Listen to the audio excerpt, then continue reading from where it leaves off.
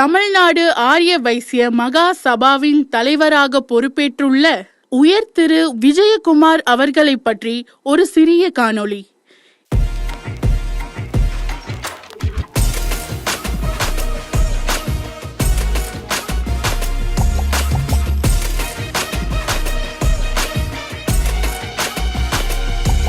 கோயம்புத்தூர் ஆரிய சமாஜ சார்பனும் கோயம்புத்தூர் சார்பனும் இவர் வாழ்க்கையில் பெற்ற படிப்படியான வளர்ச்சி நம் அனைவருக்கும் ஒரு நல்ல படிப்பினையாகும். 1968 ஆண்டில் ஏப்ரல் மாதம் 28ஆம் தேதி ஒரு சாதாரண ஏழை குடும்பத்தில் ஆட்டோ ஓட்டுநரின் மகனாக பிறந்தார். 10ஆம் வகுப்பு வரை படித்த இவர் தன் இளம் வயதில் மாதம் 12 ரூபாய் சம்பளத்திற்கு ஒரு விற்பனையாளராக தன் வாழ்க்கையை தொடங்கினார். பிறகு அதிலிருந்து தன்னுடைய அயராத உழைப்பினாலும் நேர்மையாலும் நிமிர்ந்த நடை, நேர்கொண்ட பார்வை என்று மகாகவி பாரதி பாடியது போல தனக்குத்தானே திட்டம் வகுத்து அறவழியில் படிப்படியாக முன்னேறி வியாபாரத்திலும் வாழ்க்கையிலும் வெற்றி பெற்று இன்று தமிழ்நாடு ஆரிய வைசிய மகா சபாவின் தலைவராக உயர்ந்து நிற்கிறார்.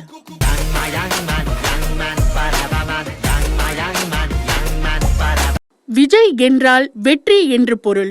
குமார் என்றால் குமரன் அல்லது மகன் என்று பொருள். அதாவது எந்த செயலில் இறங்கினாலும் வெற்றி தேவதை இவரை ஆசீர்வதிப்பாள். அதனால் இவர் எந்த செயலை செய்தாலும் வெற்றி வெற்றிதான்.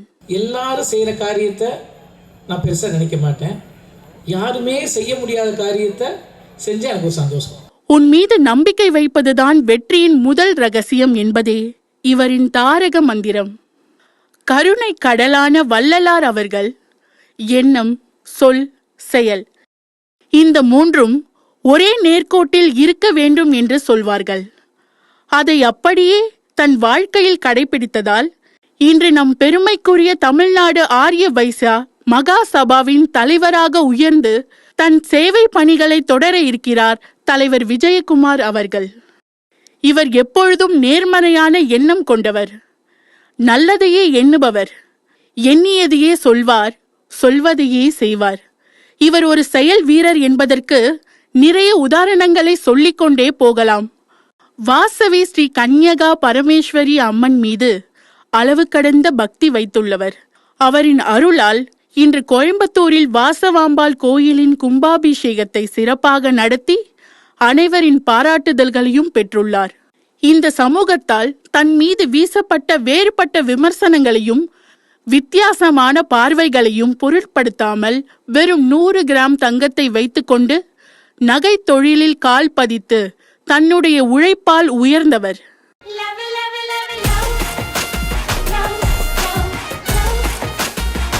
தன்னுடைய விடாமுயற்சியாலும் நேர்மையான சிந்தனையாலும் தொலைநோக்கு பார்வையாலும் நகை, நிலம், வியாபாரம் என்று இவர் கால் பதித்த எல்லா துறைகளிலும் வெற்றி மேல் வெற்றி பெற்று அனைவரும் பாராட்டத்தக்க வகையில் செயலாற்றி வருகிறார்.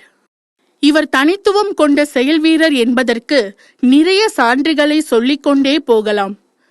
வில்வா ஜுவல்ஸ் தலைவர், வில்வா ஃபவுண்டேஷன், சுப்பு ஃபியூல்ஸ், இண்டுவே ஏஜென்சி இவற்றின் நிர்வாக இயக்குனர், கோவை ஆரிய வைசிய சமாஜம் தலைவர், தமிழ்நாடு வேளாண்மை பல்கலைக்கழக முன்னாள் நிர்வாக குழு உறுப்பினர், தமிழ்நாடு ஆரிய வைசிய மகா சபா தலைவர் என பல பதவிகள் இவரை தேடி வந்துள்ளதே இவர் வெற்றியின் மகன் என்பதை சொல்லாமலே சொல்லும்.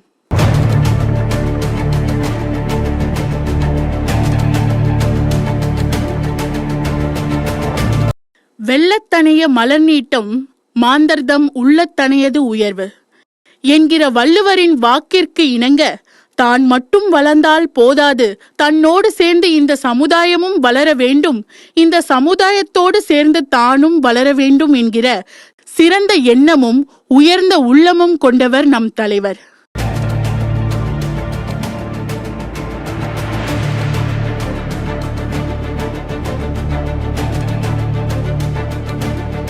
இவர் ஆற்றுகிற சமூக பணி ஏராளம் ஏராளம். மாணவர்களுக்கு கல்வி உதவித்தொகை, புதிய முயற்சிகளை மேற்கொள்ளும் இளைஞர்களுக்கு ஆதரவு, பல்வேறு பொதுநல திட்டங்களில் பங்களிப்பு என சமூக பணிகளில் முன்னணியில் உள்ளார். கல்வி உதவி தேவைப்படுபவர்களுக்கு அவர்கள் கேட்காமலேயே உதவி செய்யும் தாராள மனதுடையவர்.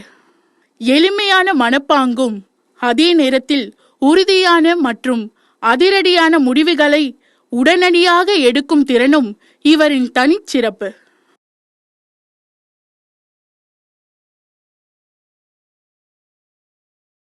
கார் ஓட்டுவது, நகைச்சுவை உணர்வோடு நண்பர்களுடன் உரையாடுவது, மகிழ்ச்சி நேரங்களில் நடனம் ஆடுவது, இசைஞானி இளையராஜாவின் பாடல்களில் மூழ்கி திளைத்திருப்பது இவரின் பொழுதுபோக்கு.